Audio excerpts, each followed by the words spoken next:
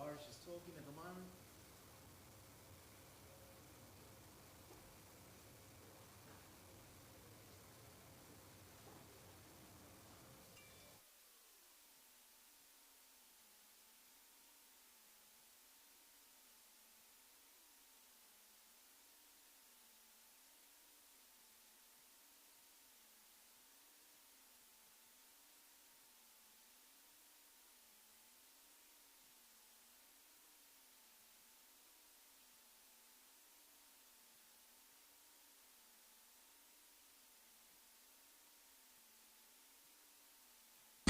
Try and do your best and spread your goodness around as much as you can. It's still the same as most football clubs. There's probably not enough helpers come game day during the week. I think that's a deal. That's a deal that everybody faces up to. Yeah, it's just an all-round thing with anything with community sport. I think not only football. It's hard to get workers and it's hard to get good workers and people who are just happy to help out for the good of the game and the good of their clubs. So I think if you knock around with boys from the ages of 20 to 30, they all know how to party pretty well, so you can't pick one for the other. Can you keep the pace up or do you get out of there early? I tend to sneak off, but occasionally I have been known to go the distance. Well, I started my junior football at Chelsea YCW, down the bottom of the Bomb Beach Recreation Reserve. Mm-hmm. We used to set up 3 tents, one for the home team, one for the away team, one for the canteen. That was the rooms, tents. That was it, and we didn't have social rooms or anything like that. We're obviously going back a couple of years. Oh, yeah, many a moon, decades more than years. Yes, well. Yeah. I'm not the young man I used to be, but I was very fortunate to have some very good junior coaches who taught all the boys and girls and whatever the basics of football and what's required of a footballer. So as you progress and get older and through the ranks and you experience other coaches and talented players, it's a great asset to be taught the basic skills and how to kick, how to mark, where to run. So Chelsea YCW, where to from there? Chelsea Heights. Okay, right. I did a pre-season at Chelsea Football Club, and there was a bit of a misunderstanding on transport to the first practice match. I was left stranded for a few hours, and I asked a few questions the next week of training and didn't get the answers I liked. So that was it. I'd played cricket the summer before at Chelsea Heights, so Steve Fanning and a few of the boys said, well, come on, Irish, you should play with us in the under-15s. And we had Mark Greening for a coach. Mark Green, our coach, who was Russell Green's brother. Mark Green, I played footy with him. Did you? In the under-19s at St Kilda. Yeah, He's a big boy. Yeah, he was. Welcome to the Irish Show. We've got everything Irish here. We've even lit a candle for the great man, and we've got a few Irish props here tonight to make it very green for the Irish. And we've got the great man with us behind us. He's sitting near the fire, keeping warm. Welcome, Irish. Major Tom, thank you again for tonight's video live streaming podcast, editing, marketing for all your social media platforms of business and influences. I'd like to say to the college, how did the concert go, mate? Just before we start. A big thumbs up. He's loving it. Thanks everyone that supported Major Tom on the weekend for his sponsors. Also, I just wanted to mention not really a cheerio, condolences to the Baker family on the passing of Betty Baker, who was a long stalwart of the Chelsea Heights Football Club. Also, I wanted to talk a little bit. I'll introduce the hairy chef, but I wanted to talk a little bit about breaking the internet during the week. It actually wasn't COVID-19 or the race riots. It was about brothers. It was our bro show from the week before. We broke the internet. We did. We broke it down. We broke it, and it was. We got a bit of flack last week, didn't we? Yeah, we did indeed. We tried to mention 22 players, and there was a lot more than that. Oh, there was a lot of conjecture that happened there. There was a big list of players, and if I had a spare hour, I could probably go through the brothers that we missed. We probably could have made up another 3 teams. Absolutely. That was massive. There was some brothers there I haven't really heard of as well. So Puppet and Barebum and a few of the boys got together, and they were really, really hitting the internet pretty hard. So fantastic, guys, to keep that discussion up. Anyone wants to join the discussion tonight, just let us know. If you've got any Irish stories, it'd be fantastic to hear, or any quotes from the great man that he once spoke to, or any stories, anything. We've got. I think he's listening. Jacko Fry's got his own show as well. So Yeah. Jacko messaged me the other day, so we've got his number, so we can fit him in. He's got a couple of stories. Couple of stories, about Irish that'd be too. great as well. Mate, so. we can probably talk for 3 weeks about stories about Irish. So. Yeah, But fantastic. unfortunately, we've only got probably an hour and a bit to sort of squeeze a few in, so we'll try and pick out a couple of classics and see how we go. And the hat's gone down. He's he never- thrown it he off. He's never not liked happy. it. He's Yeah, not he never happy. liked He's it not anyway. happy with the hat. He's thrown it off. Jeff Arman's just sent us a message for the Codge saying the bad loves were awesome. So big thumbs up, Codge. You loved it. Oh, and I'm Jeffy? because he actually rang me. He said to me, he goes, "Is that your mate doing that?" I go, "Yeah." I had no idea if it was you or not, but anyway, he paid someone. On you, Jeffy. Yeah. A bit of a. Well, let's go through the show tonight. So a bit of an overview. We've got current players here. We've got Jordi Perryman who's joined us tonight. Hey, Jordi, how you going? Superstar Jordi. We're also going to try and get a live call. I believe he's in Saigon. Am I right? I'm not sure. We'll find out. We'll He speak could to the be great man anywhere. himself. We've got Matho. Whereabouts? Da Nang. He's in Da Nang. Okay. Jeez, he gets Live from Da around. Nang. Yeah, he gets around. We've got a very special guest that's come in here. He's going to share us a demon tale and a few Irish stories. We've got Barebum here with us tonight. Bearsy. He's got his ranga wig on your Bearsy. I'm not sure Love if it. he looks like Irish or I'm not exactly sure who he looks like. But, he's in the theme of things, so that's what matters. Fantastic. We're gonna give Bisho a call.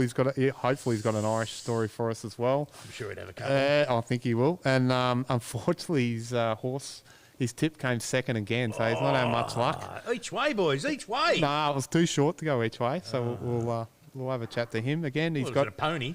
I don't know, but he even sent me the photo of the race. So I should have given it to Codge to get up for the props, but he had the photo and everything. He wasn't too happy. I don't know. Fan's been online, has he? Not happy or what? I didn't hear. What about? About the horse losing. Oh, he's probably more unhappy how I called him out last week about marrying into money. It was only a joke, Simon. Yeah, so we're only Well, not joking. really. Everything's here a joke. Our best 22 this week, thanks to Barebum. He's going to go through the side. He actually came up with the rangas, the redhead rangas side. I don't know how he did it. Who knew there'd be so many redheads who play with exactly Chelsea right. sides? Exactly right. We must hold the record of the most amount of brothers, rangers. Just unbelievable. Oh, it's fantastic that they've come up with a side. We'll be taking some questions from the audience, so send through any questions you have about Barebum, anything you want to discuss. Let's do it. I don't know who John Stewart is. He's called Barebum Willy Wonka. He's straight into it. That's Bunner. Nice call, Bunner. I haven't heard from you for a long time. After last week's joke of the week, we've got Dave on again. That was fantastic last week, wasn't it? It was great. It was It's one of the best we didn't jokes I've actually hear heard. from him, which has made it even better. Because we forgot. We started early in our defence. We Oh, started a little bit early. we started- It would have been yeah. a wine or two and a few beers. So we're 45 minutes late. So that's our fault. Sorry, Dave. We're a few stubbies and a few bottles of wine late last week, and it kind of affected our performance a little bit, It did. unfortunately. And the hat's come off again. If the hairy chef wants to have a rant, we'll give you some time for that. Very importantly, I do want to thank a very special thank you to the McDonough family. Thank you so much for sponsoring tonight's show. Look, they've been great stewards of the club for a long time, both on and off the field. Jeff, Di, Stacey, and Sean. I call Sean the Good Bear. The good bear. There's a Good Bear and Bad Bear at Chelsea Heights. I I, think we know which hope the one's- Bad Bear's not listening, Well, but there's Bear Bear and Sean's the Good Bear. Bears. And you know, I think Di was the first female president. of She the was club a indeed. long Yeah, time ago. exactly right. She was ahead of her time Yeah, exactly right. in a very probably a tough period. So Yeah, it that was indeed. wasn't easy to take on. Yeah, they've always done a great job and supported us, and look, we really thank them for their support tonight. And like I said, yeah, the Good Bear, he's a good bear because he's a North Melbourne supporter. I love him. Bear, Exactly hope you're right. listening, Bear. Thanks very much for your support. We're just about ready to get in touch with our first guest, if our producer is ready. Codge. First of all, I'll introduce Jordi. He joined the Heights in 2012. He's played 150 senior games. He's a two-time club best and fairest, a league best and fairest in 2016. Fantastic. That's a pretty impressive resume. Jordi? Yeah, I don't know, just don't really think too much about it. Yeah.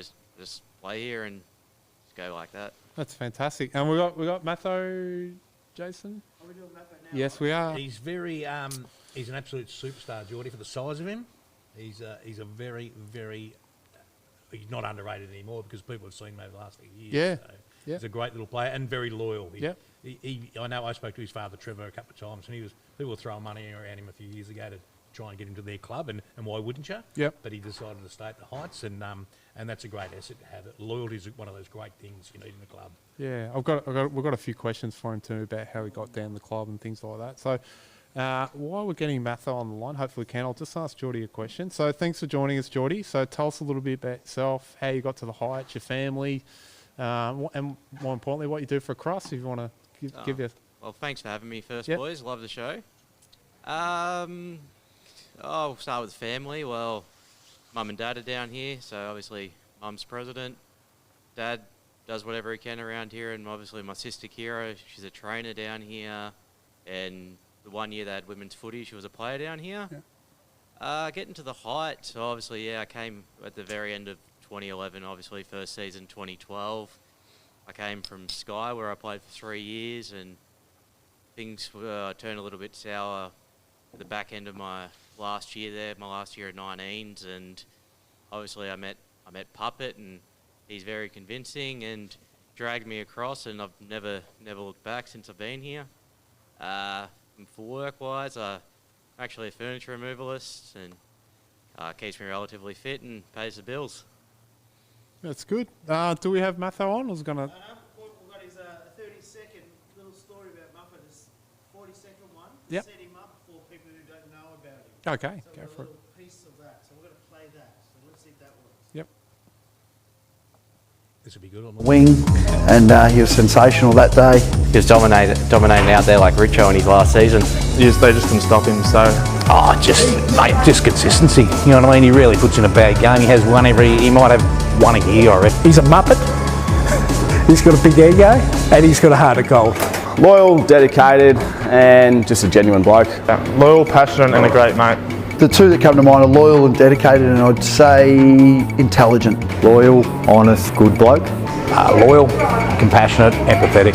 Absolute champion bloke.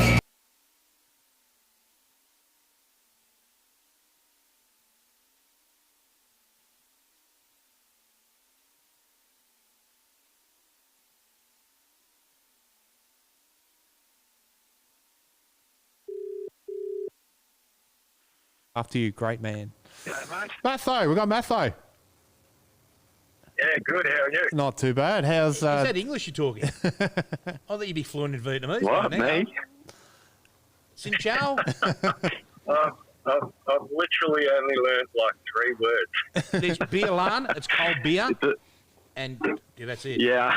I know another good one's called dong. Dong. Ask for dong. Go to a restaurant, ask for dong, apparently. What is that? It's dog. Do not order it. Do not order it. I've tried a little bit of crocodile. I've tried a little bit of crocodile and frog, but there's no chance I'm eating dog or cat. Frog's good. Trust me, frog's really good. I like frog. Yeah, so we've got Jordi with us tonight. He's we're just going through his resume. It's pretty impressive. 150 senior games, 2 club best and first, and a league's best and first. We've got yourself over 200 games with the Heights, premiership player, much respected and much loved. Yep. Yeah, so fantastic. Thanks, guys. Yep. So Matho, it's Hairy Chef here. Well, we need to know about your travels. You've been over there for a while now. I don't know how long you were going over there, and I found that there was a different reason you go. I thought you were travelling, but there's some sort of female aspect of your travels. Apparently, that's what young Robbie Mack told us last week. So tell us where you've been, what you're doing at the moment. How did you suffer from the COVID? Because you couldn't get home for a while there, and you're obviously not still home. Yeah, that's right. I don't know. I obviously didn't plan for COVID to happen, but originally I think I went to Vietnam about a year ago now, and I met a Russian girl when I was in a beach town called Nha Trang, and we sort of hit it off and kept in contact over the months, and then just decided to go in December back to Vietnam and catch up with her again, and we just started travelling around for a few months, and then, COVID sort of hit, and then, we were sort of running out of money, so we decided to go home, and she got a flight back just in time.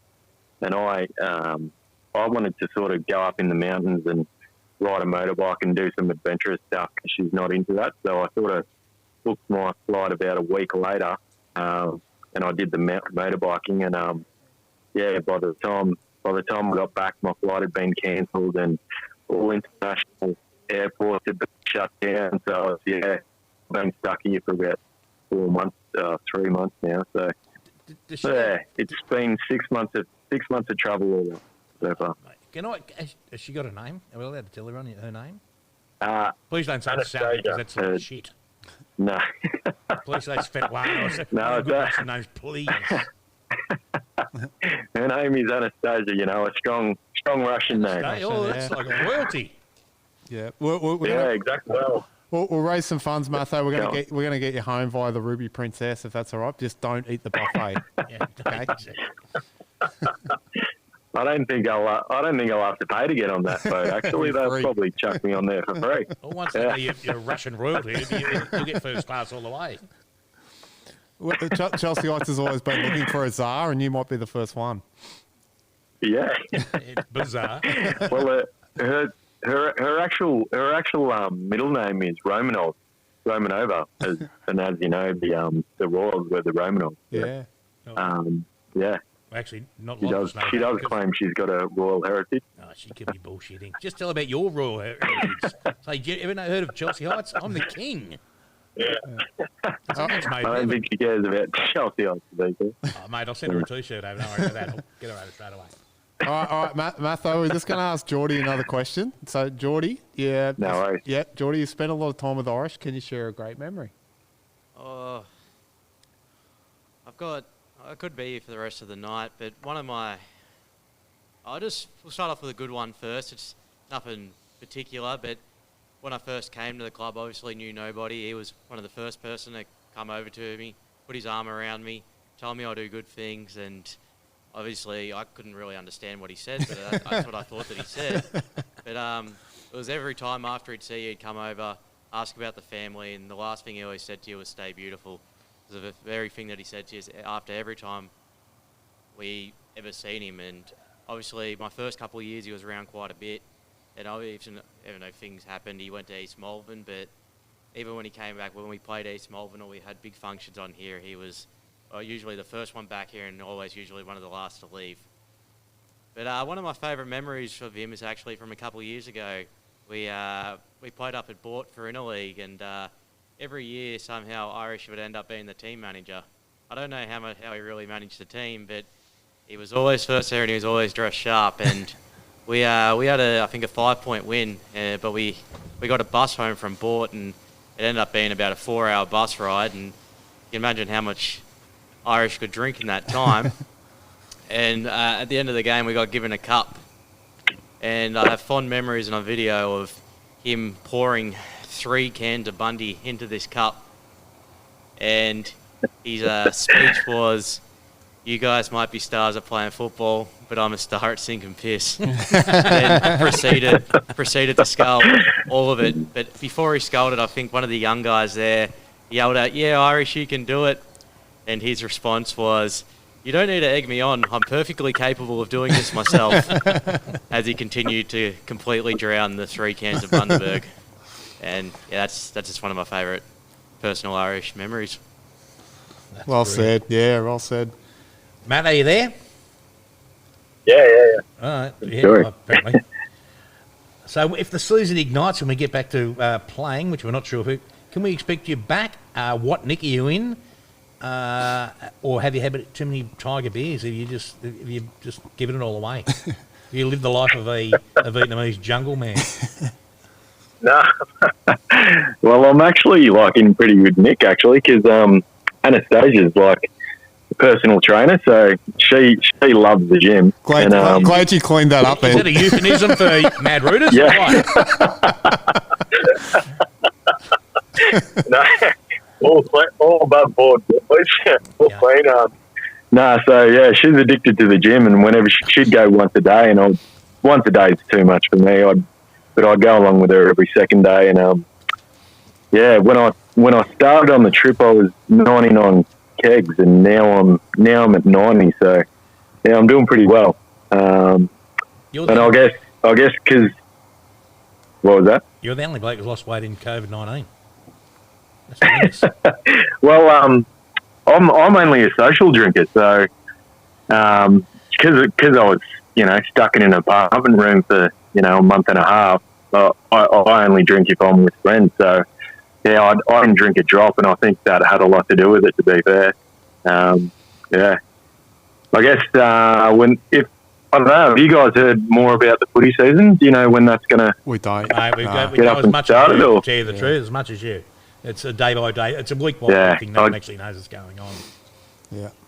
Yeah. I guess I don't know. The only reason why I'm coming home is for the footy season. So if it doesn't go ahead, I'll probably won't come back. I'll try and I don't know, teach them English or something. But yeah, if I get news of it returning, I'll probably get on the next flight. So yeah, ASAP if it starts. Question for Jordi. Look, there's an annoying person I've got in brackets here. It's actually Puppet or a guy with missing toes. Convincing, I think the word is. Annoying, convincing. I believe you got a restraining order on him because he was that persistent in trying to get you down the club. Can you tell us a little bit about that story? Well, I actually met him, would have been, so after my last year at Sky, I met him at league presentation night.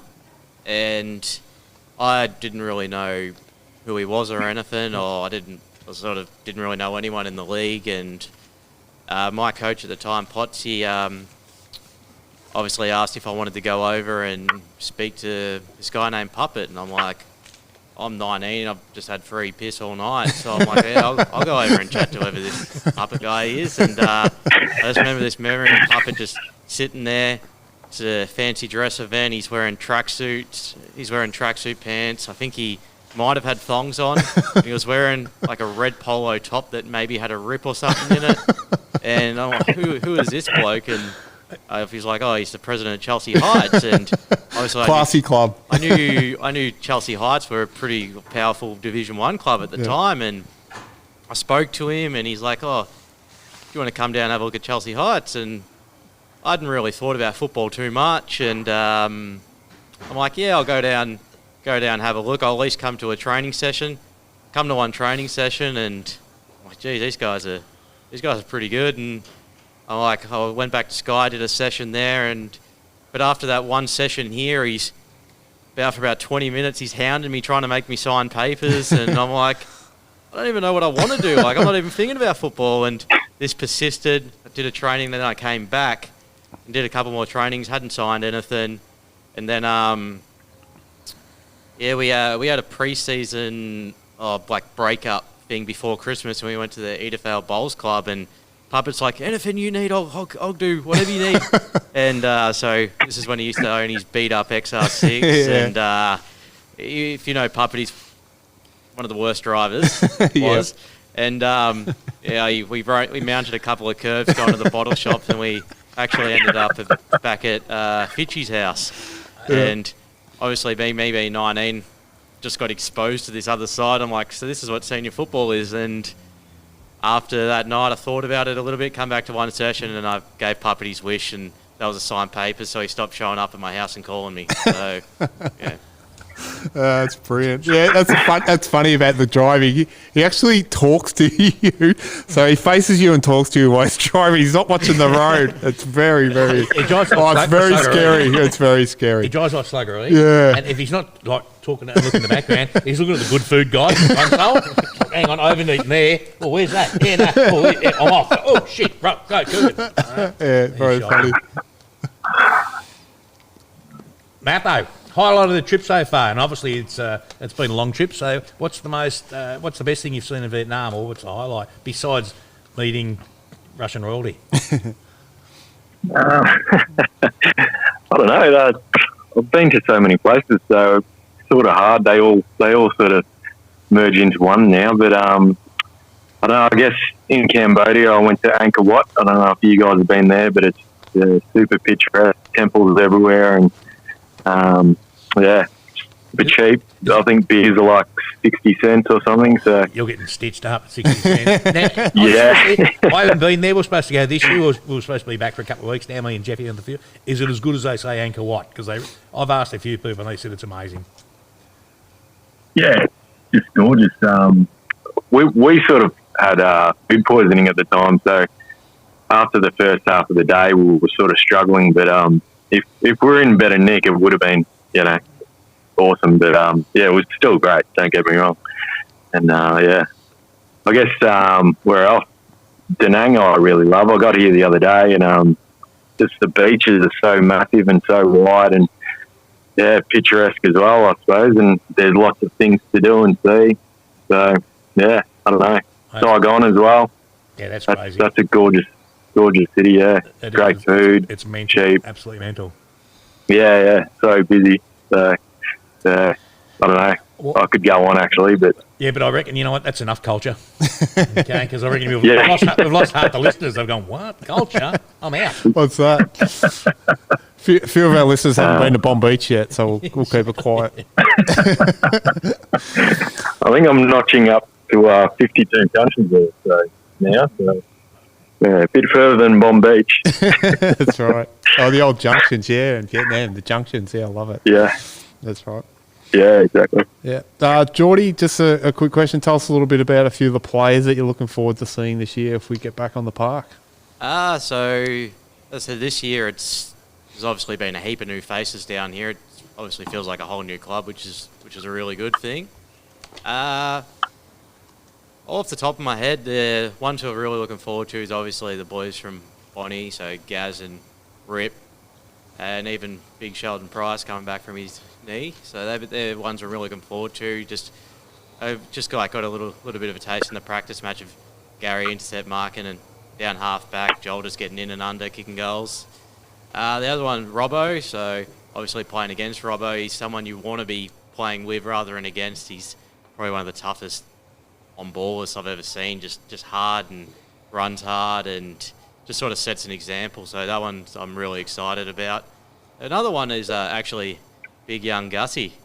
You look at the size of him and how athletic he is around the ground, and I just want to see him get to as many contests as possible and hopefully make my life a whole lot easier, because it's been quite a few years since we've had a tall mobile ruckman running around. And actually the last one's young fella that came down, young Jakey O'Neill. He played forward in the practice match and he actually showed quite a bit. Yeah, so you don't have any hesitations with Gus Mack with his My Little Pony sort of obsession? He can do whatever he likes, just as long as he gets the ball down and gives us first use. I don't care what he does. I'll even supply him with the ponies myself if he does that. Good job. I think you'll look forward to that. Now, Matho, we've asked a lot of guys around here at the club, who's the first to invent a vaccination for COVID? No. You jumped a few guns here. No, what? Regular contact. What? Sure, yeah, that's you. Oh, okay. I'll ask this one. Jordi, that's you. That's you. You ask that one. And? Yeah, and I'll ask the next one. Yeah. Which one am I asking? Who you been regularly in contact with?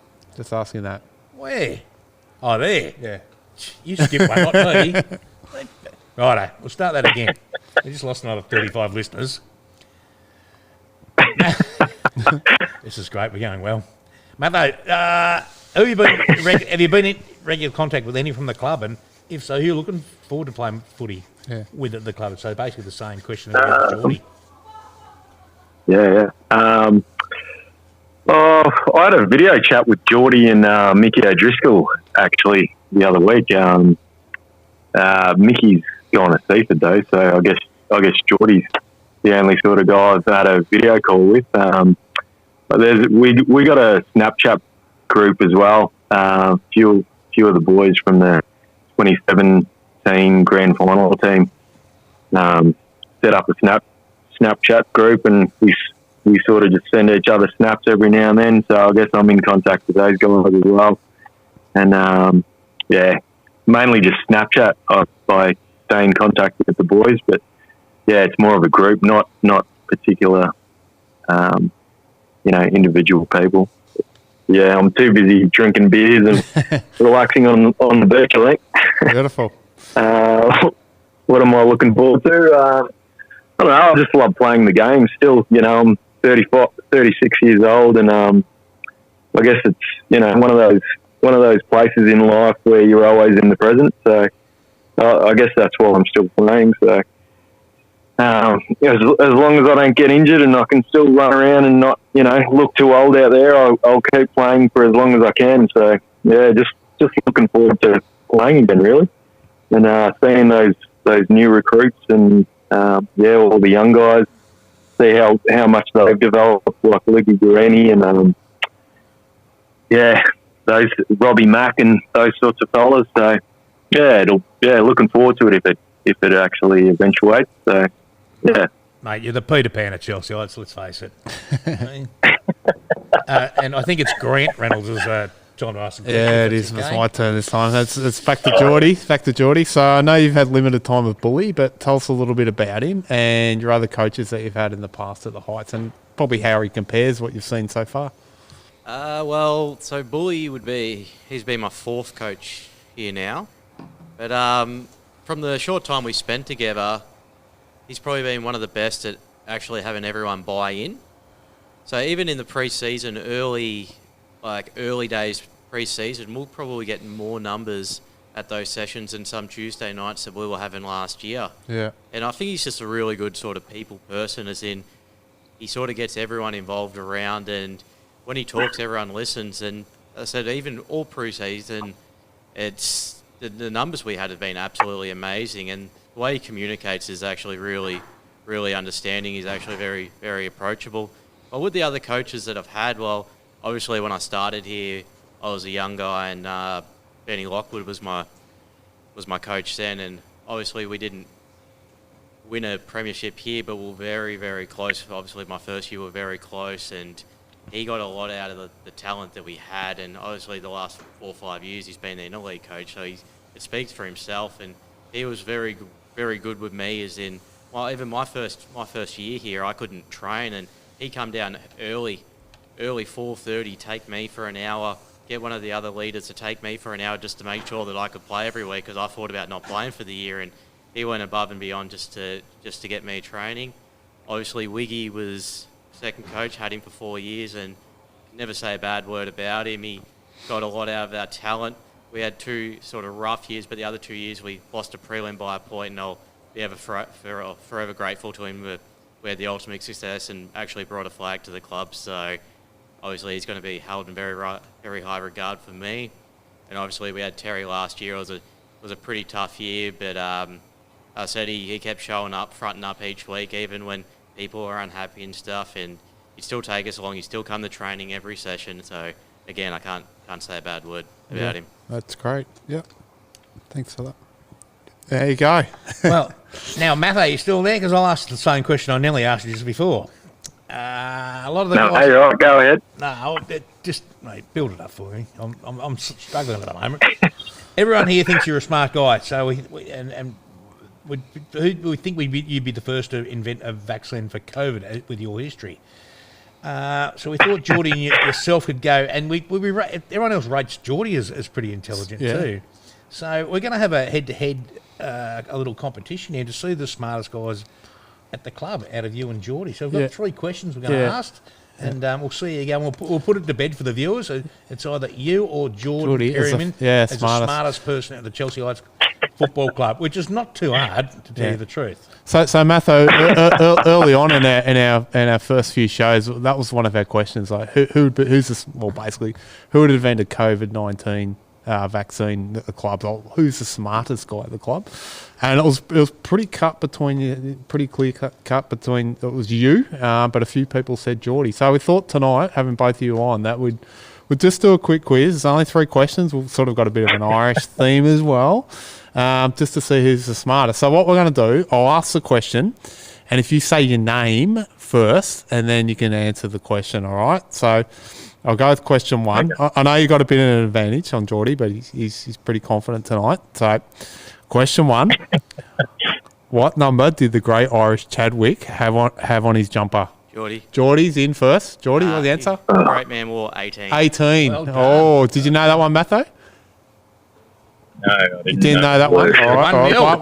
One to Jordi. No. All right. You'll get this one. You'll get this one. You're a shoo-in for this one. This shot. This is going to be a maths question. I reckon 99.9% of the Heights players will get this in an instant, you reckon? Yeah, for sure. Yeah, for sure. Okay, a maths question. So, what is the square root of 256? Jordi. Jordi's got that. What's the answer? It'd be 16. 16. Hey, did you know that one, Matthew? 2 from 2. You've been way too many Tiger beers, I'm telling you. Did you get that, Matthew? I started 12, and then I was going to go up to 13, 14. We haven't got all night. Oh no, you got to be quick. All right, the last question. Look, you can pull it back here. We'll get the last question here. It looks like Jordi's going to be crowned the smartest man at Chelsea Heights football. Oh, we've made this an Irish question, as in Ireland, and we've kept the beer theme going as we're all having a beer tonight. So, what is the total consumption of beer in Ireland per year? Jordi. Jordi, answer. It's 131 litres. Oh, 131. Oh, 3 from 3. That's unbelievable. Know that one, Matthew? How the hell would I know that? What do you mean? How the hell? You're smart. You're some sort of scientist. You're the smartest bloke in Chelsea. I think you might have been stitched up, maybe stitched up. To be honest, we gave Jordi the answer to 3 questions. I knew the first 2. I was wondering how Jordi got 256 so quickly as well. Anyway, guys, thanks so much for joining us. If you guys got the floor, if you've got anything to say, if you want to say anything, please feel free. Cheerios, anything? Svetlana? Anything Russian? Anything in Russian? I know. Is it Nostrovia? Is that for cheers? Yeah, it's vodka. Something like that. Nostrovia. Nostrovia. There we go.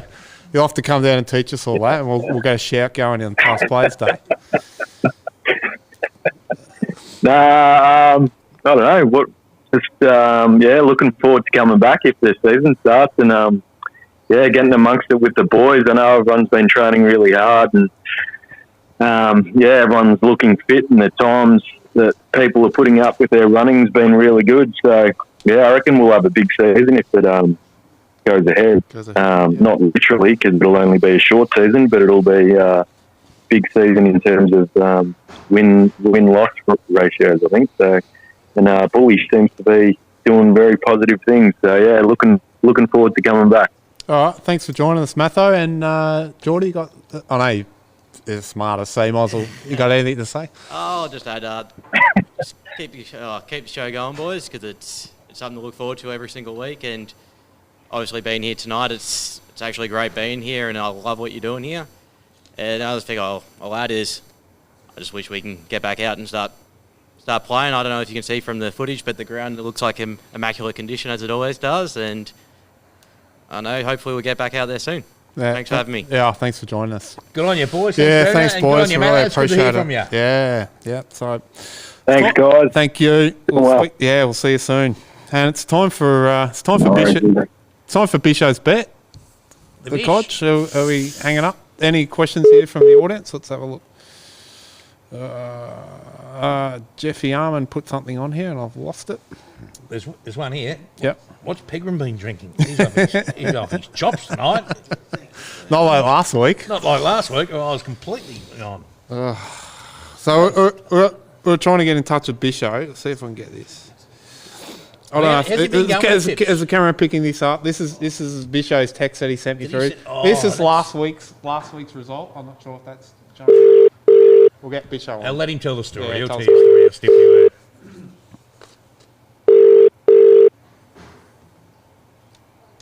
Hello. Bisho! What's happening? What's happening? Oh, not much. Just putting new strings on the yo-yo, mate. Nothing. Is it a Coca-Cola one, or you got a Sprite? Yeah, just one of those just for something to do while the COVID's on, mate. Yeah, very, very good. We've got a mate of yours here. Yeah, too. Sitting on the panel, Barebum. We've got the Barebum. You want to say hello, Bear? How you going, Bish? Hey, Bear. Good, mate. The mayor of Chelsea. The mayor of Chelsea Heights, indeed. Yeah. He's found time. Hey, good man. Good man, the Barebum. He is a good man. Should we discuss last week's tip or not? Should we talk about it, or should we just move on? No. Yeah, move on. The bloody thing's in again Saturday, but I knew we were in trouble at about the 600 because he'd done a bit of work. But good old Damien Oliver. Anyway. Yeah, I know. How's he going lately? He's a bookies boy at the moment, isn't he? Yeah, he's killing me. But anyway, that's last week's news, mate. Sun comes up tomorrow. Yeah, what do they say today's paper? Tomorrow's fish and chip wrapper. Yeah, that's right. We'll move on. Firstly, I just want to let you, if you've got anything to, if you've got an Irish story you want to, another one, anything about the Irish that you want to talk about. Oh, I could tell you hundreds. I'll tell you one when I come down. He swore me to secrecy. We've had this between us since we were about 18. And I don't know if he ever told you, but it was about the night he picked up a set of triplets. That's as much as I'm going to say. And it's a true story. I was sworn when we were younger. I don't know if he's ever told. I've never told anyone. But when I come down, we'll get in the group and I'll tell you the story. It's a corker. That's not for not for air. It's a past player's story. I've never heard it. Bears, have you heard it? No, I can't say that I have heard Bears. No, I know.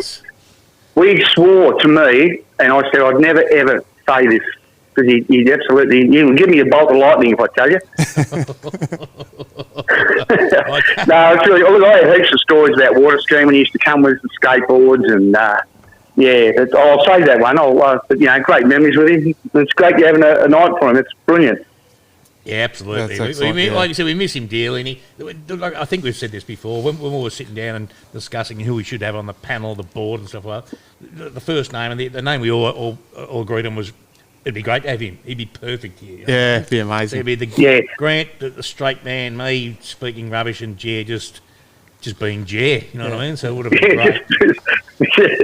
It would be. So what have we got?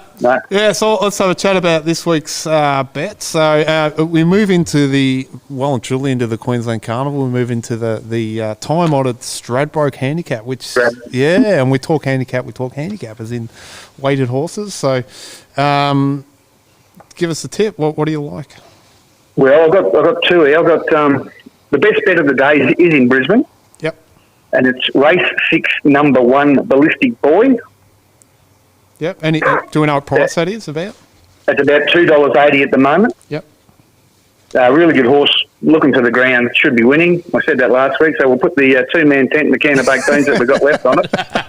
Maybe the dog. We'll put the dog in there. We put a dog in there. If anyone's got a pet, we'll throw that in. Any prizes will help. But anyway, I'm sure we'll get our money back. And then each way in the Stradbroke, it's a really hard race, and as you said, a handicap. Yeah.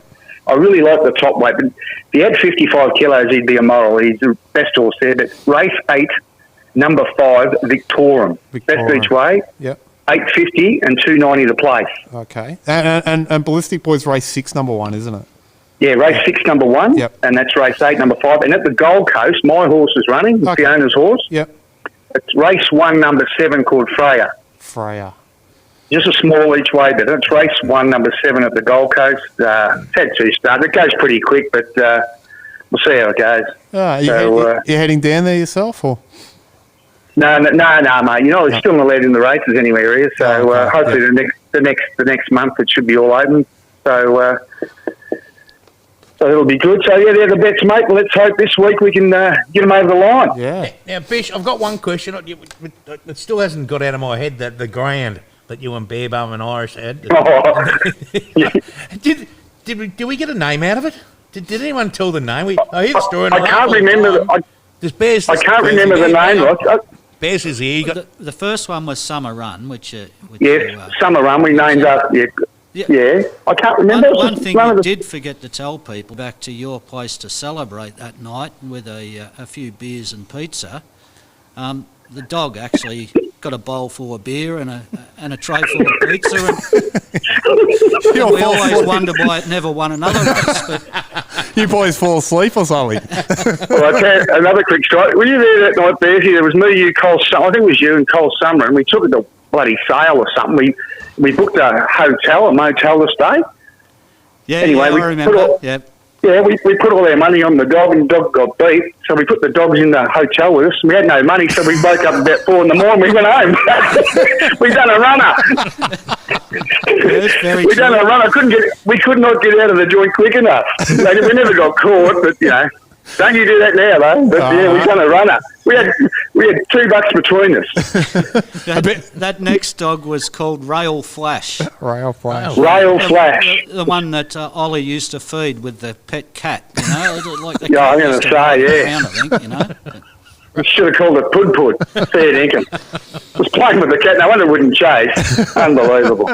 A big cheerio to everyone at the Sale Motel. Thanks very much for your... Yeah, well, I can't remember the name, but geez, I think they're still looking for this.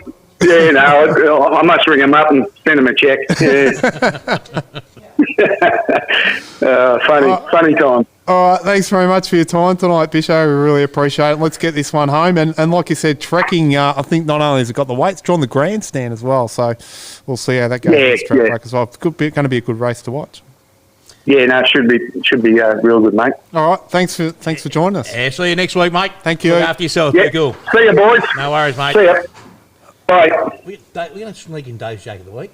Oh, I was going to do it last. Do you want to do it now? No, do it now. Whenever. That's fine. Okay. We're going to do it last. We're going to end on it. Yeah. That might be a real disappointing thing to end on, though. What's that? It just might be shit. That's all good. Know what I mean? We'll go away with it. That's what Jeffy Armin said. He said thanks. He was enjoying the candle there. Oh, yeah. For Irish Air. No. Well, it's all about, like we're trying to be respectful. It can't be all about the whole morbid show about him. We're just sort of memories and stuff like that. So, and that's what it's all about. It is indeed. So we'll get to our guest. He's already spoken. We've got the Barebum here on tonight as our past player. We don't need to spin the wheel, of course. We've got him on here. So thanks for joining us tonight for our Demon Tales past player for tonight. Firstly, again, I'll just thank the McDonoughs for sponsoring tonight's show. Just another plug to the McDonoughs. Thanks. If Jeff's listening, we need you on the past players committee, Jeff. Absolutely. Yeah, Jeff, we've got come down. a role for you. We've got a role for you. We need you. We need you down here to help us out, get that started, or get it going again. So, Bearsy, thanks for joining us. We've got a few questions for you tonight. So, for those that don't know you, tell us a little bit about yourself, your family, how you got down the club, and a few of your past football achievements when you're playing. Yeah, no worries, Grant. It's good to be here, and good to have a chat to the viewers and listeners. First of all, once again, condolences to the Baker family. For those that didn't actually know Betty Baker, she was the wife of the club's first inaugural president, and so commiserations there. Yeah, absolutely. They were lovely. You know what I mean? Like the bar was named the Ray Baker Bar, and they did a hell of a lot. And one of my fond memories of Betty is when we won, I think it was the 95 grand final, when we won our first grand final. She was actually there. Yeah. So I think someone gave the cup to her, and it meant a lot to her too, because they were great supporters. They were just really staunch people who basically started the club and looked after it, and it's junior years sort of thing. So yeah, condolences to the Baker family. Yeah. Yeah. So and getting back to you, Grant. The family, parents and sister, we moved into Chelsea Heights, late 1970 it would have been, and I went to Chelsea Heights Primary School then, grade 4 from 71 onwards, and started playing here football in the under 10s it would have been, or thereabouts, and and played through sort of all the underage years and into the senior club, and was lucky enough to gain a playing service life membership. Played up until sort of 91 sort of time, and so that was it in regards to playing football. But a little about myself. I married a Chelsea Heights girl and had a couple of sons. So they're 27 and 23 now, and sort of late 90s moved away out to Narnagoon for around 10 years or so, and they're, as I said, the boys are growing up now, and both got good jobs. Carl, the oldest, he works with Badger on the rail where I'd been as well for 20 years, and Hoss, another local Chelsea Heights boy, he employs Maddie, my youngest. So it's good that they've both got good futures in their work relationships. So, and then I moved back to Chelsea Heights, and I met another lady, and I've actually now got a little 7-year-old girl as well. So she had a couple of kids, and I had a couple. So it naturally got the yours, mine, and ours. So the old Brady bunch, Chelsea Heights. Very close. So 5 all up, but 4 of them are off our hands, and just a little one. So it was not downsized. So straight into it. That's it's really lovely to hear that people move away, and and we're still all connected in some way through the hostel. I didn't know that story and stuff like that. And I mean, you didn't and have that sort of that bond. So that's a great story. As I said, local, growing up, Bomb Beach High and so on. And I'm a painter now. I left the railways after 20 years and self-employed painter, and thankfully for a lot of the people in the local area and at the club, they've given me a hell of a lot of work over the years, and I appreciate that. And so sort of in regards, that's about it. Yeah. Before you ask the next question, Brian Aiken would like Barebum golf day. He's put that on there for Well, you. actually, when we talk about a golf day, which would talk. That's what happened to him. I think after he sculled them 3 cans as a bundy as well. But, I've been slipping a couple of reds. Similar attire to this and a dress on one of the golf.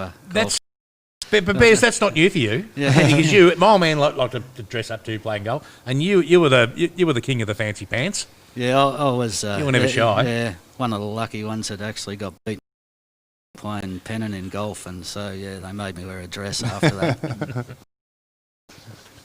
That's great. Actually, Bears Irish was one of my first coaches. Yep.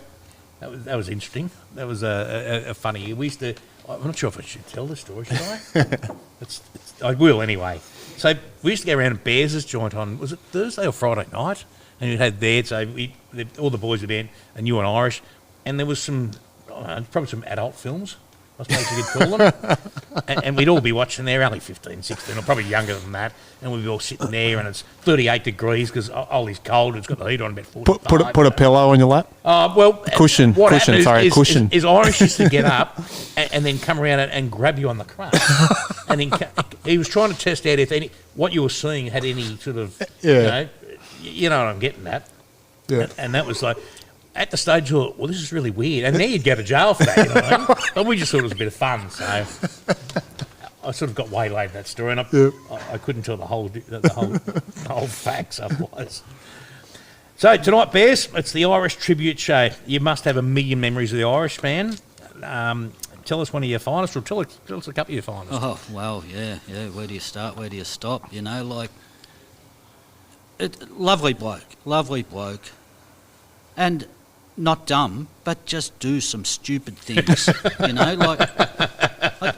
I remember he was living down at his brother's place in Somerville, and it was a Sunday, and he said to me, "Can I stay at your place here in the Heights? I've got to go to court in Frankston Monday morning, and the first bus out of Somerville will get me there too late." No worries. So anyway, he comes down on the Sunday, and we have a few drinks and off to bed and whatever, and I 5 o'clock, and off I go to work or whatever. Come home, everything's fine. A few days later, I go in Carl's room, where the kids had come on the weekends to just make sure it's tidied up and whatever. Go to turn the light switch on, and shorts out. So I thought, I'll have to replace the globe. So like those fishbowl type globes, So I get up, unscrew the cover, and it's full of water. There's just water pouring out everywhere. And I thought, what the hell's going on here? Anyway, up down, the carpet's all wet. This had been the middle of winter. It had been pouring rain for 4 days or something. So anyway, I thought, holy shit, I go outside. The roof must be leaking. I go out, climb up on the fence and have a look on the roof. There's about 6 roof tiles missing. They're all stacked up. I thought, what's going on here? I rang Irish up. I said, do you know anything about roof tiles missing off me roof or whatever? And he says, oh, yeah, shit.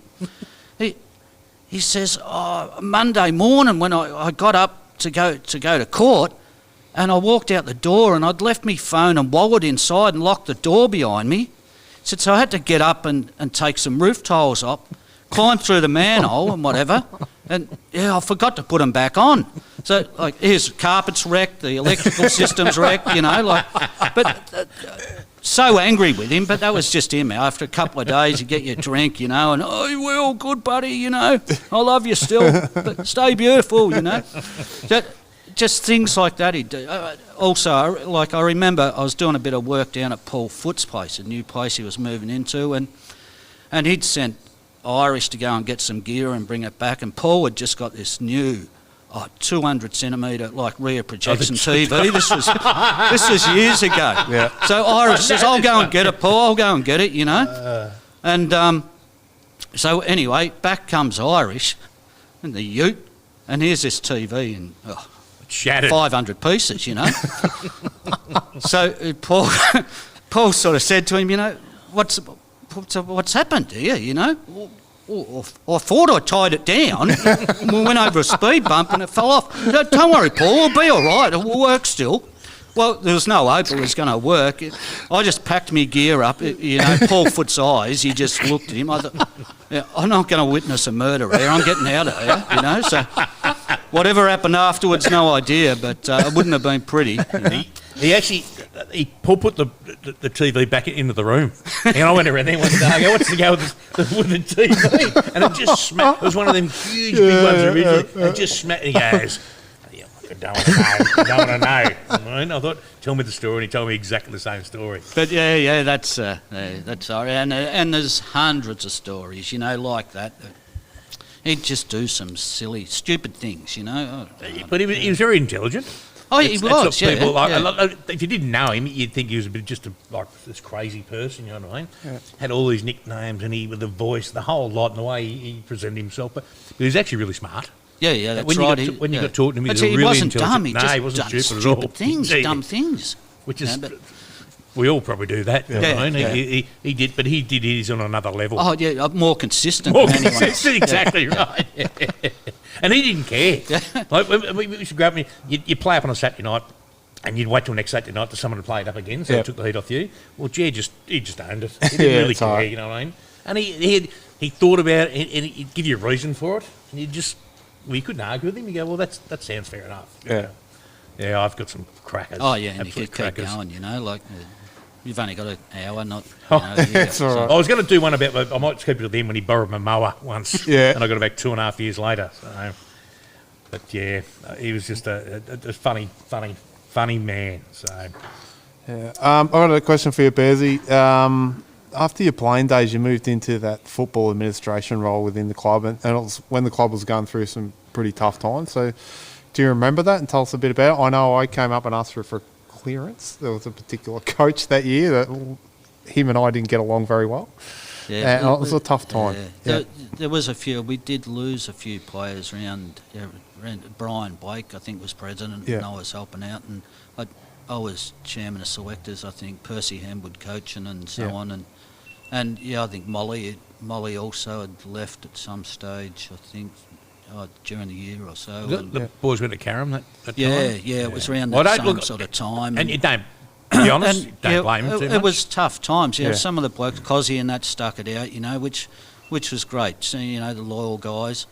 But we really struggled, like I'd remembered one game and we'd played Devon Meadows, who'd always been the kick punching bag for years, And they come out and beat us, and I thought, we're in a bit of trouble here.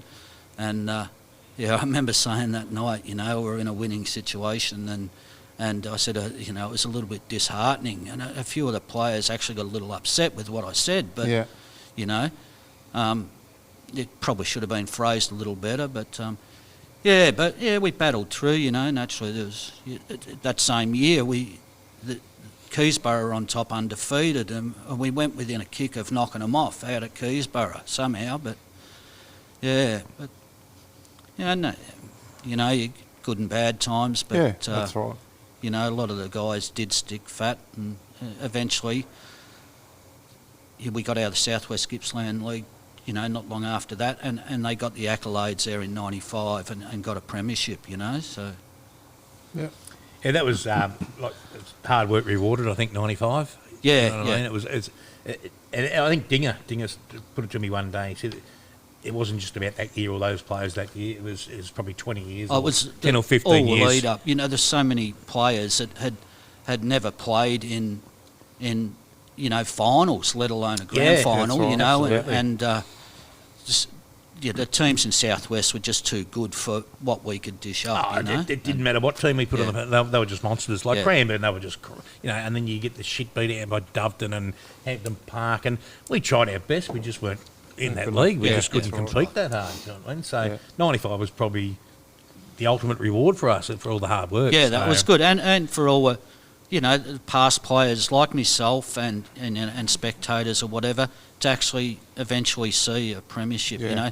But we were quite young in those first couple of grand finals of 77, 78 or whatever, and where the club almost got a couple there, and it was a long time in between drinks too. And I'll say that as well. We all of us used to justify that we were playing in the best league in the area, and we were. Southwest Gippsland was so strong. There was, you know, other teams going around saying we won a premiership and did this, and we used to say, look, we play in the Southwest Gippsland. It's one of the toughest leagues that you'll play.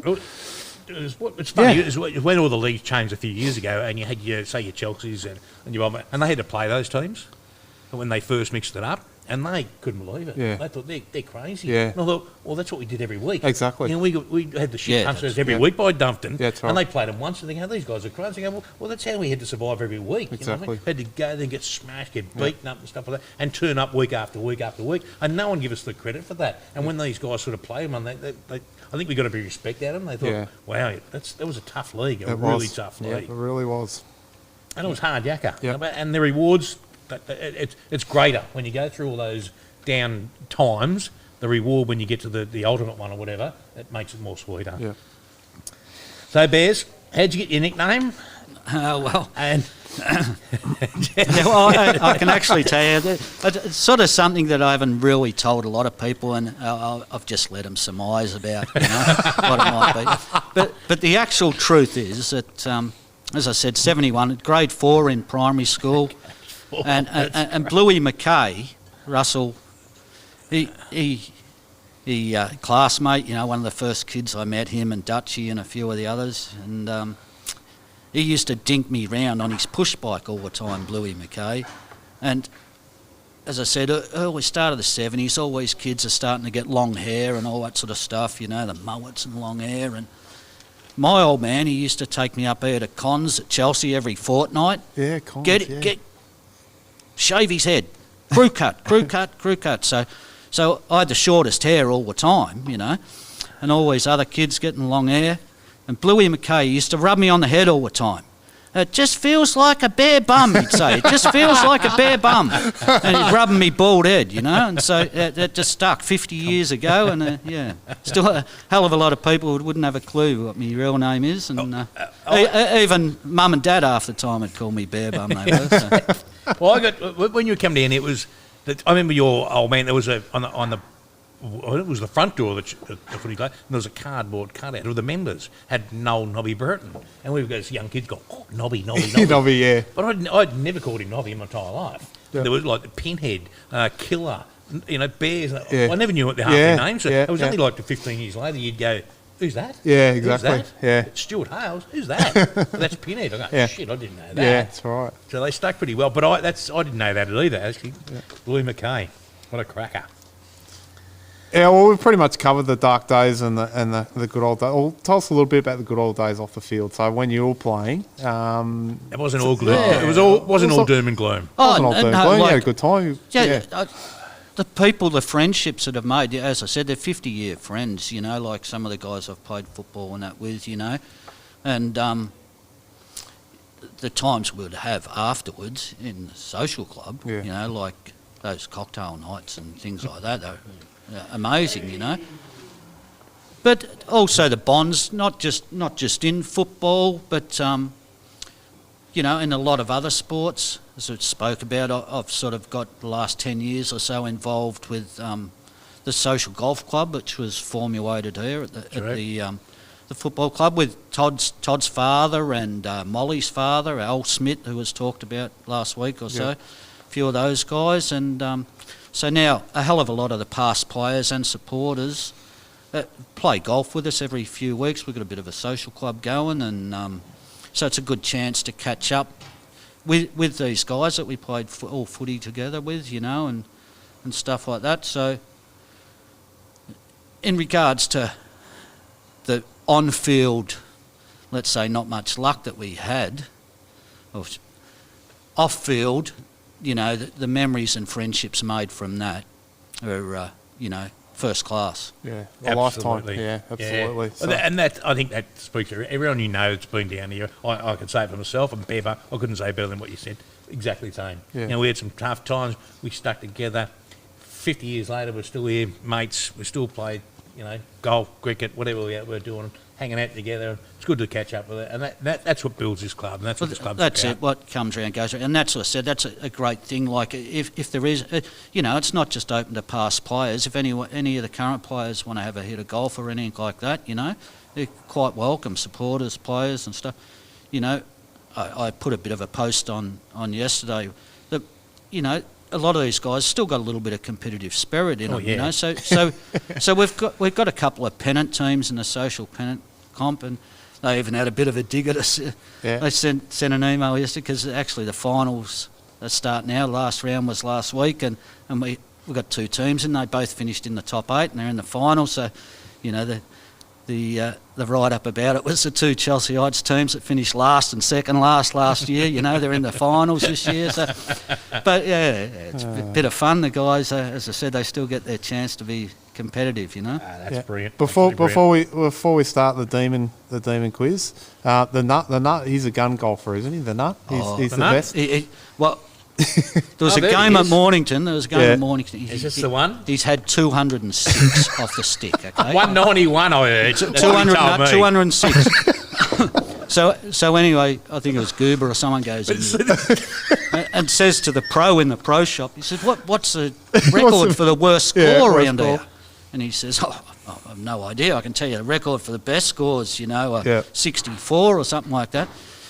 Well, this guy's just had 206. He said, never heard of anyone having that many. Never heard of anyone having that many. That's true.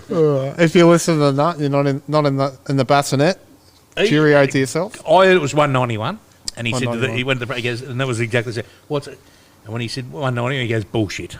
He goes, no, that's it. And I reckon, I'm sure he didn't count 20 shots for sure. But was he using Paul Perry's kids' clubs? So when he had to bend over, it was like and that's like 6'2" or 6'3", and he had to use his kids' club. And even the last hole, he putted, 9 putts to break that 200. It was shocking. I mean, hope he's improved, but I don't think so. Go for it, Chef. Give me the first question. Another quiz. No, yeah. A demon tail, spelled T-A-L-E. Have I done it wrong? Have I done it wrong again? Yeah, you spelled it wrong. That's fine. Yeah, I don't want to mention the story. Do I have to mention the story? No, don't mention the story. I won't. No. Best player you ever seen. At the Heights. Yeah, there's been some great players down there, and they've been mentioned over the last few weeks. The two guys from Warragul in Oaksey and Fwacky, and Ash Roberts, and then a couple of the locals in Paul Foote and Smitty, and and I also think that there's one that probably doesn't get his accolade as much, but I thought he was a fantastic player, was Molly as well. Yeah, he was. And I really felt Molly was a great player. But in saying that, I think the one that was named the captain of the 50-year team, stands above him, and that's Steve Fanning. Yeah, for sure. Yeah. For sure. I can actually tell you a little story. It's something he hates. Then tell it. Dish it. It would have been under 17, under 18 years. Somehow, I don't know, the umpires must have got something wrong. I got 7 votes or something in the league, that year. And Candle, he only got 6. And I always give it to him, all the time. Say, I beat you in the league vote count one year, you know? Oh, he hates it. He hates it. Yeah, I don't think he's ever realised he only played the 2 games or something with us that year, you know. He was playing at Melbourne or the seniors or something like that. But, yeah, I beat him one year, so I give him heaps. And he doesn't like it. He doesn't like it. That's great. Well, we actually hope to get him on in the next Yeah. week. We tried to get him tonight, but he's actually... He had a function. He's had a function. We couldn't get him on. So we'll get him in the next couple of weeks and make sure... We might get you on to give him a ring and let him know about that. Remind him. Oh, as most he's forgotten. Yeah. Simple's already been online saying, don't say it. Don't say it. So I'm assuming he's heard the story a few times as well. Okay, it's over to me. Now, this is a footy trip that I went on with you. So this is a 3-part question. You can give me your true or falses here. So did you attend a footy trip it was about 1990, was it? Yeah, Adelaide. Adelaide, yeah. I can't remember exactly. There was a few years. There was a few years in a row where we went to Adelaide. We stayed at the Travel Lodge. Yeah, that's it. And then another one, Super Centre Country Club. That was it, the Super Centre one. That was the one. And I actually had the dishonour of maybe winning a down low or 2 over that sort of period of football trip time. So that's a true. So second part of the question is, did you go to the Adelaide Casino after big night wearing your white pants? You were the fashion king down here at one stage. I can't say I actually remember, but I do remember the white pants. I used to wear them a hell of a lot, you know. Yeah. So there's a fair bet that yes, I did wear them to the casino. Better than average chance? Yeah. And I was with you that day, and you put all the money on the Keno. You just took money off everyone. We just threw it all on the Keno because we'd had a shocking day at the races. We'd talk of that the day at the races. Yeah. I'll ask you the third question, and then you can answer it. So the third part of the true or false is, did you shart your white pants and have to go home from the casino? I can't remember. But on the grounds I may incriminate myself, you know. Yeah. I just best saying, you know, no comment.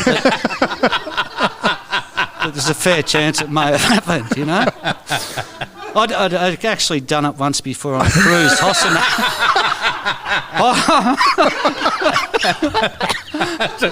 Hoss to be able to testify. They had a fancy dress night on a cruise, and so I thought I'd get dressed up as a mummy, and I had a pair of white shorts on. And so I took all the toilet paper out of the cabin, wrapped myself up in it and whatever, and woke up early the next morning, thought, oh gosh, went to, fart, and so followed through, and naturally straight to the toilet, and there's no toilet paper left.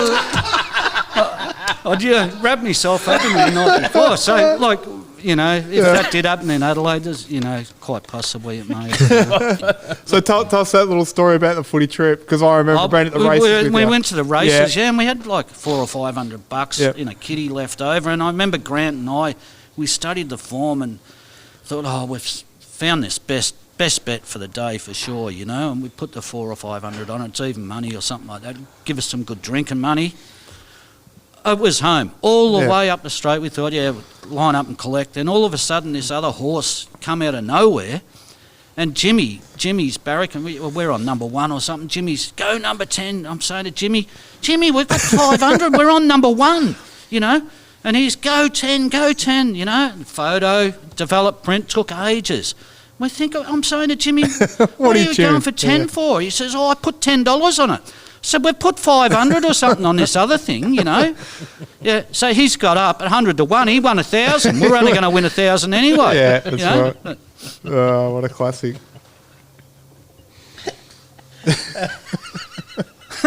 That's true, yeah. I remember leaving Morphettville Racecourse, and we did the after the last race, we all jumped on each other's shoulders, and we did the race down the straight, remembe, with a couple of other footy clubs. We shouldn't be talking much about footy trips. I remember someone winding someone's handbag up the flagpole. Yes, I remember that. Allegedly. There we go. So, Bears, last week, I'm going to eat a bit of humble pie this week. Yes, you are. Because last week I slagged off you did. no home band and art students. Yes. And today the art students come good with us. So whatever, I can't remember. I don't know, he did a painting or something. I don't know, I'm that impressed. And no home band, which I slagged because I don't know much about punting, but it was a bit of a dig at Bears, the boys. But it come in at 100 to 1. It did. And did you buy a car? You bought a car. Was that little?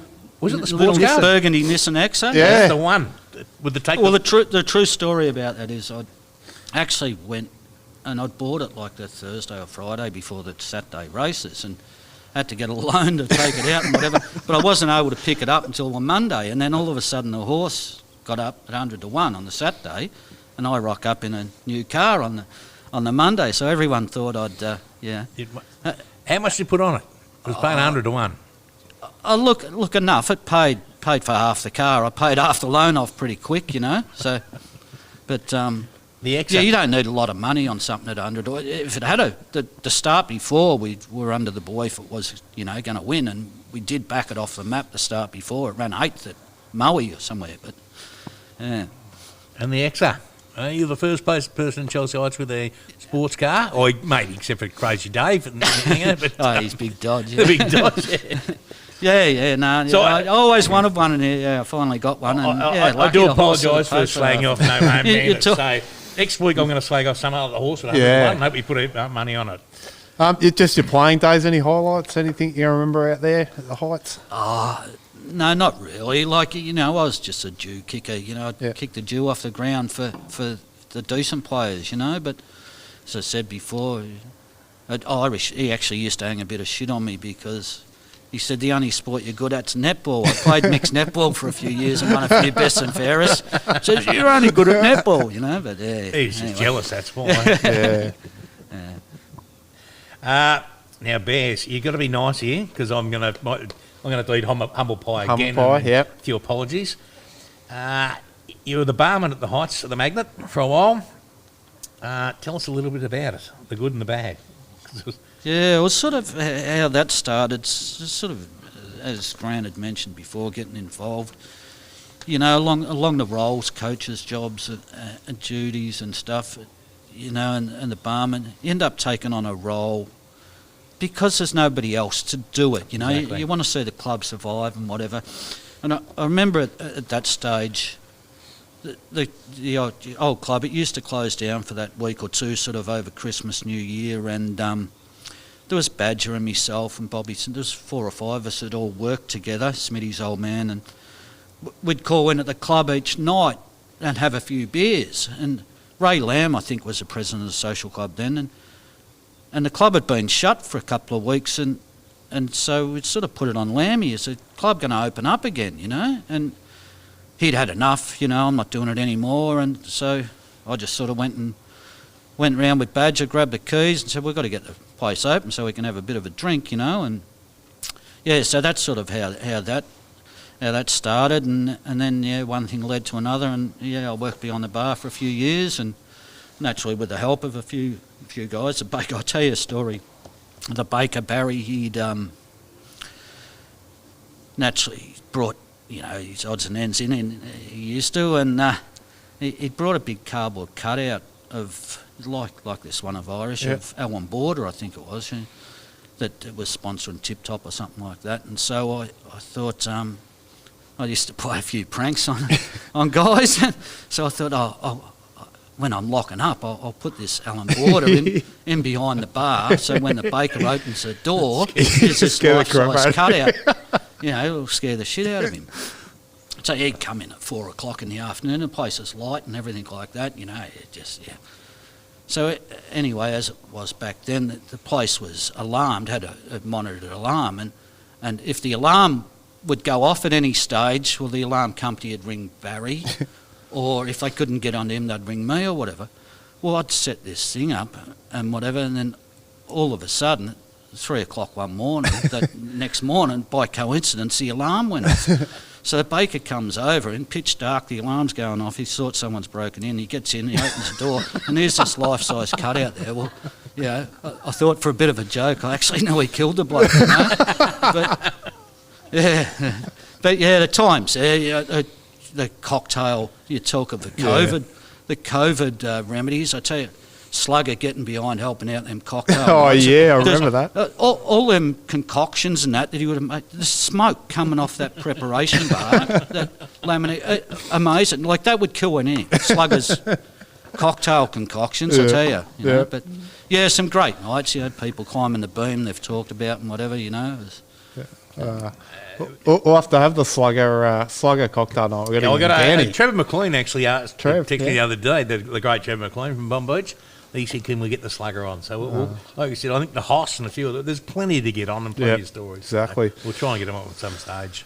I'll ask you about your sidekick. He was your sidekick when you were down here, the Badger. And yeah, I Badger, believe you, yeah. I'm hoping you're still close with him. Yeah, so tell us a bit still. about him, his annoying traits. As I said, Mike. Carl, Yeah. my oldest boy, Badger's his boss. So Oh, yeah. yeah, he gives me the updates on how he's going. But yeah, as I spoke about, well, Badger also was a part owner in No Own Bandit. That's right. It won a race early on. It might have been at second or third start or something like that. At Mornington, we talk of Badger, yeah, and so I remember Badger. It was 10-1. Badger had $100 on it, and we went back to that Uncle Sam's used to be there at Carrum up Carrum, there, yeah, for dinner that night and had a few drinks. And I remember saying to Badger, I said, "Look, I know what you like. Just don't take your money to the bridge and blow it, you know. So give it to me, and you'll remember your first win as a racehorse owner." So I went to the travel agent the next day and I booked us a week in Hawaii each, and Slugger come and a couple of others. Yeah, so that was a fond memory for Badger. His first win as a racehorse owner was, but. Yeah, when we talk of him, he'd get down the bridge and, I don't know, he had this hatred for the guys from EDS. EDS and Brett Wright. Yeah. Brett Wright. And I don't know, you know, like, I don't know why he did, but he'd get that forward and he'd be antagonising them and whatever. And, you know, and they'd always wait to the end of the night. Our blokes were that pissed, you know. Kilwer would go and fall asleep. Like, I remember he'd go in the toilets. He'd come out, 7 o'clock one morning, the cleaners were in there cleaning the place. He'd been asleep in the toilet in the Bridge Hotel. Done that myself. You know? And then Mick Clinton would take off and Nick, and so there'd only be Badger and I left at the end of the night. And I thought, holy shit, yeah, I'm great support, Badge, you know. So I'll be the one coming home with black eyes or whatever. You know, I'd wait till everyone else is gone. And Badge just got his fat head that no one would feel, you know, he wouldn't feel. But yeah, He used to get. I think he used to take on Brett Wright all the time. oh, he just And Brett Wright was a machine, and Badger was just an annoying bar, and he used to got the floggings and stuff like that. I remember I think it was at, there's a place in Frankston, and Tubby Boyd was there. Tubby's no longer with us, and he was flicking his ear, just annoying, and Tubby's a monster. He And just went keep- bang, you know what I mean? It was crazy, Badge. punching them Ouzo and Cokes down, and it just, as the night go on, it just, like a nagging wife or something, you know. Like, It's funny. He's still got a bit in him, Badge, but he's obviously slowed down a little bit and changed oh a yeah, little bit. he upset Dinger on a golf trip there the last year or something like that, you know. He's and, still there. Good on you, Badge. He's listening. He's a good listener, so he's always a good follow-up, Badge. Yeah. You'll know the story. Hello to Badge. Actually, it's talking of golf trips. We were due to go on one tomorrow, actually. We were supposed to go up the Gold Coast for the next 5 days, but over. COVID put a stop to that. So, We'll go through our best 22. You've come up with it. I don't know how you've done this. It's an amazing job. We've got for our Irish show, we've come up with a ginger nuts team, our rangas, our redheads, whatever you want to call it. I'll let you read it out. If you've got a copy of it, I'll give you a copy of it. Go through it, and then we'll get into... And then we'll do Dave's joke of the week to finish it off. If Dave's still awake, we've gone overboard, but it's good. Yeah, sorry, No, it's fine, okay. mate. It's great because it's good stories, and that's what we want. Yeah, exactly. yeah, actually, thanks to a little bit of help, I rang a couple of people. I got sort of stumped at around about 16 or 17 players. Were they redheads? So we come up with Gary Holmes from the backline. Gary Holmes, Shane Gumption Blake, and Ben Wilson, a current player. Hanger. The half-backs, Malcolm Sargent. Oh, yeah, tight as a fish's ass. Are you listening, Sarge? I don't think he's listening. I don't think He's he hasn't got tighter than Facebook. He hasn't got Facebook. It's costing money otherwise. And he hasn't got electricity. Gavin Hoss-White at centre-half back. Ooh, strawberry blonde. Yeah, well, I think there's a bit of a... Like when that beard grew... Well, it's gone grey now, but it used to be a bit ginger, the beard, you know. So that's close enough to fit in the side. And Wayne Snake Smith, a friend of Kempy's back he's a great then. mate. David Skinny McKinney, which is a local guy from Chelsea that had a bit of a run around. Sean Spud McGuinness, he's a bit like Hoss. He gets the ginger tinge going. Yep. Mark Middleton for a few of the older guys around Slob's Vintage and stuff. He played there, bright redheaded. Gary's brother, Steve Holmes. Yeah, half forward flank. They used to have the XB Falcons. Yeah, they had the Cobras. Yeah, Cobras. Yeah, they ran the caravan park there, where the Blue Gum Caravan Park. And there was another brother, Terry. That was a group of brothers that got left out last week. Sorry, we're not going to start this conversation again, are we? And at centre forward, the man that's fallen over there, the Irishman. He's out there now. Jared Irish. He's having a ciggy out the back. Yeah, Durry out the back. Graham Hopgood on the other forward flank. Forward line, the big dinger, Brendan Davies. Dave Baker. Unfortunately, he's no longer with us. Yeah. He's been mentioned in, I think, nearly every team so far. Good player, Bakes. Yeah, he was. And Shane Brooks, the other forward pocket. Brooksy. The fella that gave me the nickname in the ruck, Russell Bluey McKay. And another one that Puppet said, I think you've got to put him in. He's borderline, don't think he'll get upset. But Ryan Flack, we felt that he's got that sort of ginger. Hey, you listening, Flacky? I'm not sure he's going to be happy with that. Take it up with Puppet, Flacky. Yeah. Puppet said to put you in, yeah. Jason Miller as a rover. He's crazy. He's got no hair now. He's got tattooed head. The interchange, Dean Red Costello, Dave Pumpkin Johnson, Timmy Best and Hayden Shorten. Yeah. Couple of emergencies there, because we did have a couple of others. Steve Palmer and Bluey Warren and young Luke Pegram. Yeah, he's dead set red, don't worry about that. And we even found a runner in Mickey Best. If you're listening, Luke, go to bed. Exactly. And do your homework tomorrow, you little bastard. Yeah, Mickey Bass. He's in the under-17s premiership photo as a runner as well. So he's wearing an orange top too? He is wearing the orange, fair enough. Yeah, he's wearing the fluoro, yep. So we're going to finish with Dave's joke of the week. Is he awake? Is he awake? We'll try and give him a call. I've gone over before, but I've really enjoyed this week. I have. Thanks, Bearsy, for joining us. We really appreciate it. And we want to get you on the Past Players Committee. I hope you're keen to get that started, and we'll get something together. And Geoff McDonough, big for you again, Geoff. No worries. It's great what Waitsy's doing. It's good that another generation of fellas are coming through to help the club out. Hello. David. Yeah, how are you, Todd? Good, mate. What's happening? I'm getting drunker by the fucking minute because you blokes take too long to get to me. Thanks for your joke last week. We loved it. It's the best one I've ever done. It was. I've had so many phone calls and fucking texts. Unbelievable. Yeah, no, you've done well, Dave. So you got one for us? Like a shag on a fucking rock. He's obviously had a couple. Yeah, go on. Right, no, you go on, Dave. It's your segment. So you got one for us? Is it an Irish joke? Yeah, I've got an Irish joke here. Go for your life, Dave. All right. Paddy and Mick are in a bar in Dublin, and they've had a couple, well, actually quite a few. And Paddy says to Mick, I'm fucked. He said, I'm going home. And Mick said, I'm going with you. So they stagger down the road, and they come across a crowd at this bridge. And they push their way to the front, and there's a man holding another man by the ankles, and the man being held by the ankles scoops in the water and pulls out this huge fish. Paddy says to Mick, he says, what are we doing that at the next fucking bridge? So they stagger down the road, and they're tossing the coin, so he goes over the side, and Paddy loses. So Mick's got Paddy by the arms, by the ankles, hanging over the bridge. Now after a minute, heavy, and Mick screams out, Paddy says, what's the fucking bridge? My arms are killing me. He says, pull me up. He said, have you got a fish? He said, no, there's a fucking train coming. There you go. That's it, boys. One of your finest, Dave. One of your finest. Take it or leave it. Boys. It's better than last week. Yeah, exactly. Well, that wasn't hard, mate. That wasn't hard. Well, there's room for improvement, Dave. We appreciate it anyway. Thanks and one quick one. Yep. Quick one. I came to Chelsea Heights and with my sons, and Irish was always kind to my boys. Always had time for my boys. Always talked to them in the eyes, and was a marvellous man with them.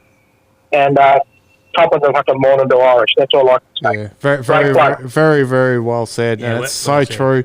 Doesn't matter if you were away for 5 years or 5 minutes. He was the first bloke that would come up and talk to you. And my kids. My kids loved him. They didn't scare him. Yeah. He'd scare most people. Yeah. And they didn't scare. They bonded to him. And when at his funeral, my oldest one, I was really upset with his passing and stuff like that. Yeah, well, Nicholas was too.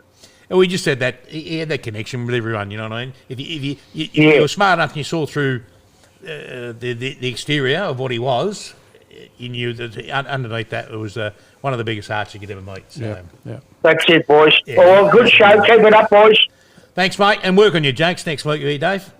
Can you anyone else out there listening? No, if not you've got now. a joke, a better one than mine, fucking please speak up. Go for your life. Nah, do the pedophile joke next week. It's okay. We're only going to offend the Catholic Church. They don't matter. Well, look, restrictions are easing. You know what I mean? We can relax a few fucking rules now, can't we?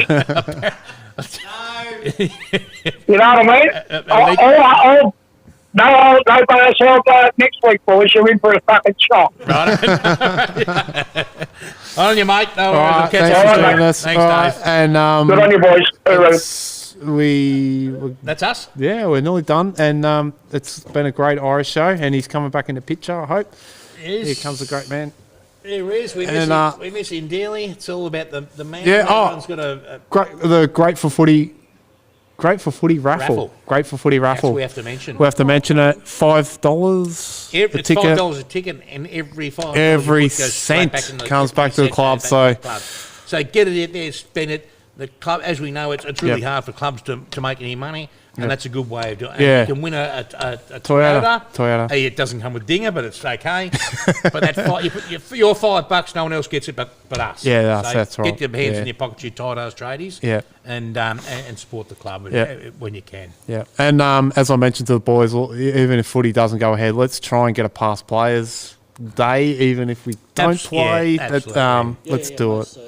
We need to all catch up with so many stories, and we want to make sure everyone's okay. And I don't think there's a better club around here. Yeah.